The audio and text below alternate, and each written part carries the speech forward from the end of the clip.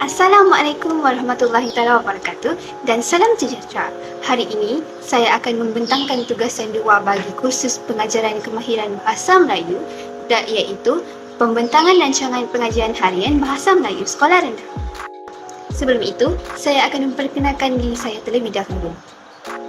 Nama diberi Siti Astira Masitah binti Asisah Budin, berangka giliran 2022 05244064. Saya merupakan pelajar Bahasa Melayu ambilan Jun 2022 dan keluaran 2027.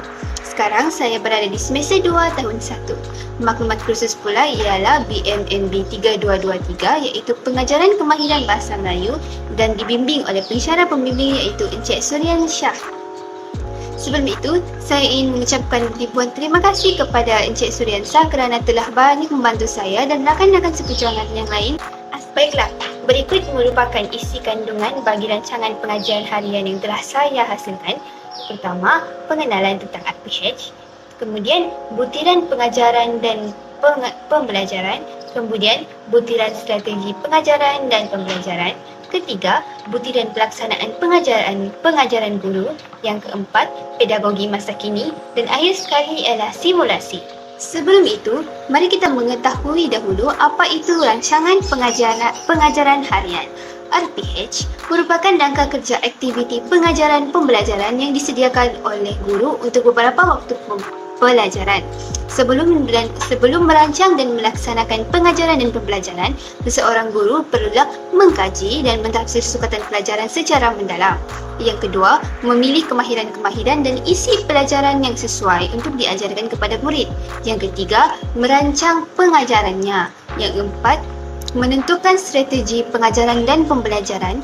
Yang kelima, menyediakan bahan bantu pengajaran dan akhir sekali menyediakan penilaian. Semua perkara ini terkandung dalam rancangan pengajaran harian. Oleh yang demikian, RPH ini adalah suatu perkara yang penting kepada guru-guru sebelum melaksanakan proses PNP mereka. Baiklah, saya akan teruskan pembentangan kepada butiran pengajaran dan juga pembelajaran. Yang pertama, kita ada kelas iaitu tahun 3 Atria. Kemudian sesi PNP ini bertarikh pada 21 Mac 2024 dengan bilangan murid sebanyak 20 orang dan masa dari 10.30 pagi hingga 11.30 pagi selama sejam. Kemudian sesi PNP ini bertemakan kesihatan dan kebersihan dan membawa tajuk Badan Sihat Hidup Nikmat. Kemudian, standard kandungan yang telah saya ambil daripada di SKP dan saya aplikasikan dalam rancangan pengajaran harian saya ialah 2.5 iaitu membaca, memahami dan menakul untuk memindahkan maklumat yang terdapat dalam pelbagai bahan dengan betul. Sementara itu, standard pembelajaran yang saya ambil pula ialah 2.52 di mana membaca, memahami dan menakul maklumat dalam bahan grafik dan bahan bukan grafik dengan betul. Seterusnya, objektif pembelajaran.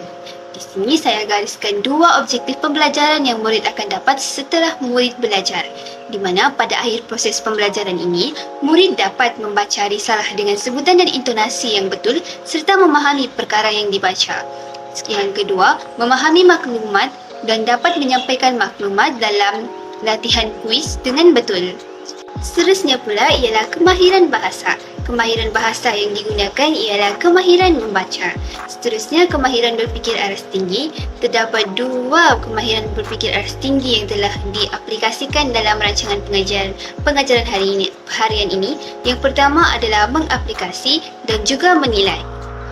Selesai butiran pengajaran dan juga pembelajaran. Sekarang, kita akan beralih pula kepada butiran strategi pengajaran dan juga pembelajaran. Yang pertama ialah pendekatan pembelajaran. Pendekatan yang saya gunakan dalam sesi PNP kali ini ialah pendekatan tematik, di mana pendekatan tematik ini adalah sebuah pembelajaran yang berdasarkan tema yang digunakan. Contohnya, dalam sesi PNP kali ini saya menggunakan tema kesihatan dan kebersihan. Baiklah, yang seterusnya ialah strategi pembelajaran. Strategi pembelajaran yang digunakan ialah kemahiran berfikir, di mana murid akan mengenal pasti dan menyelesaikan masalah. Yang kedua ialah teori kecerdasan pelbagai, di mana terdapatnya verbal linguistik, interpersonal, intrapersonal, muzik visual, kinestetik dan juga visual. Kemudian strategi pembelajaran yang seterusnya ialah belajar cara belajar, di mana murid akan memproses maklumat tentang kebaikan makanan berkhasiat. Yang terakhir ialah pembelajaran kontekstual, di mana pembelajaran ini berhubung kait dengan amalan senaman harian yang dilakukan oleh murid. Seterusnya kaedah. Terdapat 2 kaedah yang digunakan dalam sesi PNP ini, iaitu kaedah pembelajaran secara soal jawab, di mana guru akan bersoal jawab dengan murid, dan juga demonstrasi. Seterusnya, bahan bantu belajar yang telah saya gunakan dalam proses PNP kali ini. Yang pertama, alatan. Terdapat 3 alatan yang saya gunakan sebagai bahan bantu belajar dan juga bahan bantu mengajar saya. Yang pertama, komputer riba, kemudian pembesar suara dan juga projektor. Kemudian, bagi bahan bantu belajar digital pula, saya menggunakan tiga aplikasi. Yang pertama, aplikasi Canva, kemudian aplikasi YouTube, dan akhir sekali aplikasi Geniali. Kemudian, saya juga turut menggunakan bahan bantu belajar berbentuk maujud seperti risalah dan juga kertas warna. Baiklah, kemudian saya akan meneruskan pembentangan hari ini kepada butiran pelaksanaan pengajaran guru. Yang pertama ialah elemen merentas kurikulum yang lebih dikenali sebagai EMK. Yang pertama ialah elemen merentas kurikulum bagi ilmu. Terdapat 4 perkara yang saya telah ketengahkan. Yang pertama, ilmu berkaitan muzik, ilmu berkaitan sains, ilmu berkaitan pendidikan jasmani dan juga kesihatan. Seterusnya, elemen merentas kurikulum bagi aspek nilai murni. Terdapat 3 nilai murni yang telah dikemukakan dalam slide ini. Pertama ialah tanggungjawab, kemudian prihatin dan juga rasional. Akhir sekali ialah elemen merentas kurikulum bagi aspek kreativiti, di mana murid memilih aktiviti yang sesuai untuk bersenam, yang ialah sistem bahasa. Terdapat 1 sistem bahasa yang telah saya gunakan dari aspek morfologi, iaitu imbuhan awalan. Kemudian, penerapan nilai-nilai murni. Terdapat 4 penerapan nilai-nilai murni yang telah digariskan. Yang pertama ialah prihatin, kemudian menyayangi diri sendiri ataupun bersifat penyayang, seterusnya menjaga kesihatan dan menghargai diri, dan akhir sekali bekerja sama. Kemudian, terdapat 2 pengetahuan sedia ada yang telah diperoleh oleh murid itu sendiri. Yang pertama, pengetahuan sedia ada mereka, murid pernah melakukan pergerakan senaman. Kemudian, murid pernah makan makanan berkhasiat. Baiklah, seterusnya pula ialah kemahiran insaniah. Terdapat 2 kemahiran insaniah yang telah saya gunakan. Yang pertama adalah kemahiran kerja berpasukan, di mana pada aktiviti pembelajaran nanti, murid akan bekerjasama dalam kumpulan mereka. Yang kedua, kemahiran berkomunikasi, di mana murid aktif menjawab apabila guru bersoal jawab dengan mereka, dan juga apabila murid diminta untuk berbincang sesama ahli kumpulan, mereka akan berkomunikasi sesama mereka. Baiklah, pembentangan akan diteruskan kepada pedagogi masa kini. Pedagogi masa kini yang pertama ialah kemahiran abad ke-21, di mana saya menggunakan komunikasi dan juga kolaborasi, di mana murid saling berkomunikasi dan bekerjasama dalam pasukan. Kemudian, literasi maklumat, di mana murid akan saling berkongsi dan memperoleh maklumat sesama mereka dan juga guru. Kemudian, aktiviti PAK21, di mana terdapat aktiviti PAK21 dalam sesi PNP ini, iaitu gallery walk.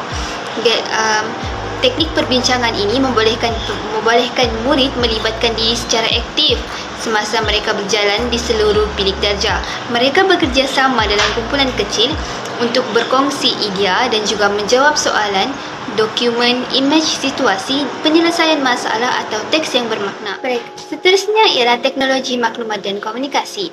Yang pertama, saya menggunakan alat seperti komputer riba, projektor dan juga pembesar suara. Yang kedua, aplikasi. Saya turut menggunakan aplikasi digital seperti Canva, Geniali dan juga YouTube. Akhir sekali, kandungan yang saya ajar kepada murid ialah yang pertama, paparan slide tentang kepentingan menjaga kesihatan. Kedua, slide tentang kepentingan mengambil makanan berkhasiat. Dan akhir sekali ialah permainan bahasa, iaitu kuis kesihatan yang menggunakan aplikasi Geniali. Baiklah, sekarang kita akan beralih kepada simulasi pengajaran berdasarkan RPH yang telah saya lakukan. Okey, cikgu dah mau buang masa lah kan? Okey, cikgu mau tanya. Siapa pernah buat penguin dance? Angkat tangan. Oh, si Aiman pernah buat. Oh, si Ayu pun pernah. Bagus, bagus. Cikgu mau tanya lah, berapa kali kamu pernah buat penguin dance ya? Oh, time olahraga hari tu. Time sukan hari tu kamu pernah buat. Faham. Okey, sebelum tu, cikgu mau bawa kamu menari penguin dance. Bolehkah? Kita mau hype-hype dulu bahasa kita hari ni. Boleh kata ya? Boleh kah? Cakap boleh. Siapa mau menari penguin dance, angkat tangan. Oh, semua mau. Baiklah. So, sebelum cikgu teruskan, cikgu mau kamu lihat dulu tayangan tentang penguin dance ni dan cikgu akan buat demonstrasi. Kemudian kamu mesti ikut pergerakan yang cikgu buat. Boleh kah? Oh, boleh. Okey, mari kita buat. Tengok ya, kamu tengok ya. 4, 5, 4, 3, 2.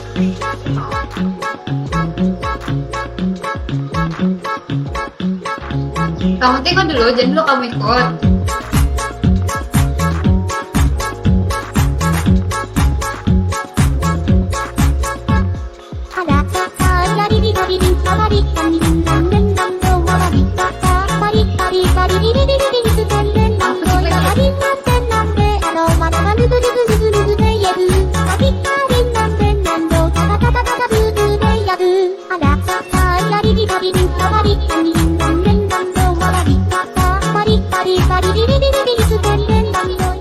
Okey, tadi kamu sudah nampakkah macam mana cikgu menari penguin dance tu? Kamu rasa cikgu ni pandai menari kah? Apa Alim? Wih, dia bilang tidak cikgu pandai menari, tidak cikgu pandai menari. Iyalah, cikgu tahulah.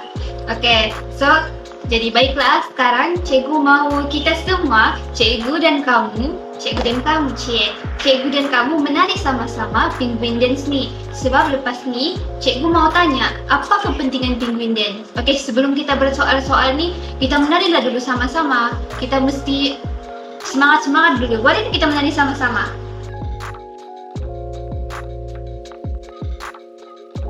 Okey, habis sudah. Tepuk tangan dulu sendiri-sendiri. Okey, tahniah semua sebab berjaya kita menari penguin dance kan. Okey, macam cikgu cakap tadi, siapa ingat apa yang cikgu cakap tadi? Apa tu? Oh, apa kepentingan penguin dance? Okey, sebelumnya cikgu bagi terang. Penguin dance ni kita boleh kategorikan dia sebagai salah satu senaman.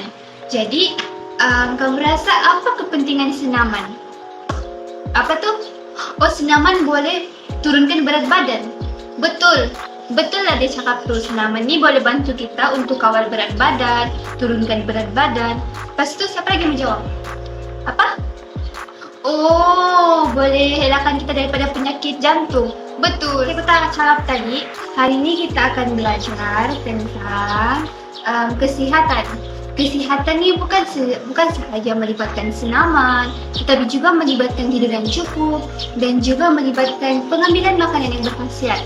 Tetapi untuk aktiviti pertama ni kita akan belajar tentang senaman dahulu, di mana senaman ni sangat mengingatkan badan. Okey, sebelum tu cikgu akan edarkan kepada kamu semua tentang risalah tentang kebaikan faedah senaman lah. Dan tu cikgu akan paparkan juga yang di sini. Cikgu akan paparkan di slide tentang faedah senaman ni. Jadi, cikgu mau kamu baca secara mentalis, di mana kamu baca diam-diam dulu, kamu baca dalam hati, kamu fahamkan apa yang kamu baca tu selama 2 minit. Okey, habis sudah 2 minit ni. Jadi, siapa rasa dia faham apa kandungan risalah tu? Oh, masih belum faham. Okey, tidak apa. Okey, jadi lepas ni cikgu akan pilih secara random lah. Cikgu mau pilih beberapa orang daripada kamu untuk bacakan secara mekanis di depan kelas supaya kawan-kawan yang lain boleh dengar apa yang kamu baca. Okey?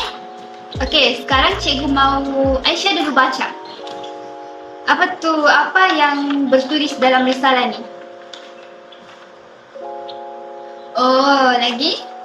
Okey. Terima kasih Aisyah. Baiklah, seterusnya saya mau jemput Raihan. Raihan boleh baca? Oh, okey. Oh, okey. Terima kasih. Okey, jadi macam cikgu cakap tadi, sebenarnya ada banyak lagi faedah senaman. Jadi, itu adalah antaranya. Jadi, siapa boleh bagi tahu apa faedah senaman? Okey. Oh, betul. Berikan tepukan, betul. Okey, seterusnya faedah yang kedua tadi apa? Betul, woi, pandainya semua. Time puasa ni semangat pula kamu kan? Okey, faedah yang ketiga ialah senaman ni dapat membantu mengawal berat badan. Betul. Yang ketiga, senaman juga dapat membantu meningkatkan apa? Meningkatkan apa tu? Meningkatkan ketangkasan. Betul sekali. Yeay. Boleh balik sudah ni? Semua pandai-pandai sudah? Okey. Baiklah. Macam yang cikgu cakap tadi, cikgu akan pilih beberapa orang untuk jawab soalan kuis di depan ni. Tetapi sebelum tu, cikgu mahu kamu semua baca dulu soalan yang telah cikgu paparkan supaya rakan-rakan lain boleh menjawab dengan mudah.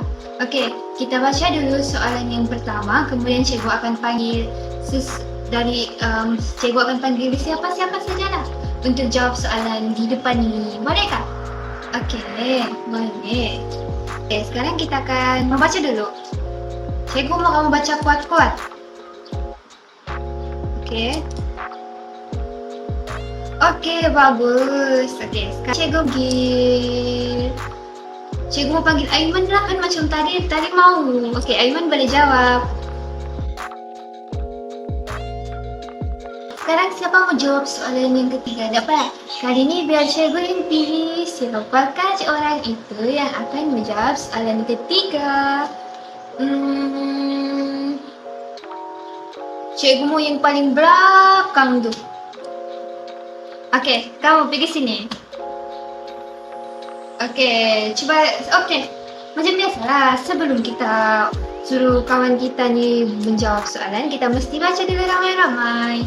Okey, dalam kiraan 1, 2, 3. Okey, bagus. Sekarang kamu sudah dengarkan apa kawan kamu baca tadi? Sekarang cikgu mau kamu jawab soalan ni.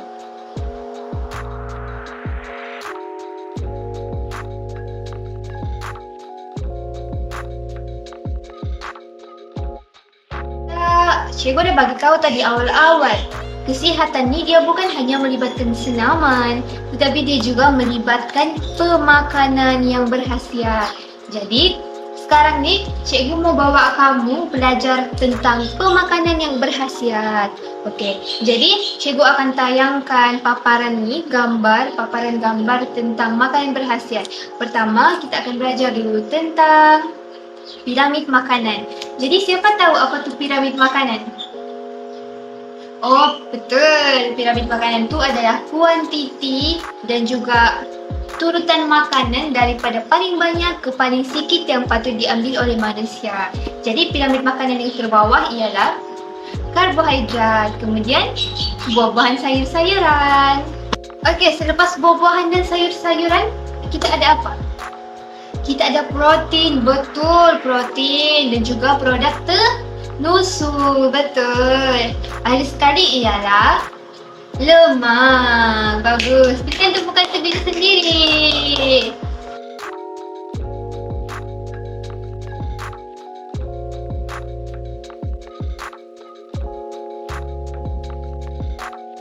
Jadi disebabkan kamu semua faham sudah apa tu kena kamu faham sudah kenapa kita mesti ambil makanan yang berkhasiat, kenapa penting, apa faedah dia. Sekarang cikgu mau uji kamu punya kefahaman tentang makanan yang berkhasiat ni. Jadi cikgu mau kamu bentuk 5 kumpulan.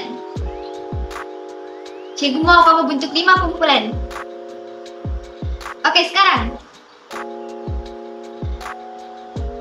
Oh, mau ikut kumpulan ikut meja? Baiklah, jadi kita punya kumpulan ada 5, ikut meja masing-masing ya. Okey, sekarang dalam kumpulan kamu tu, cikgu mau kamu lantik seorang ketua untuk pergi depan. Okey, baiklah. Okey, kumpulan 1 sini. Kumpulan 5.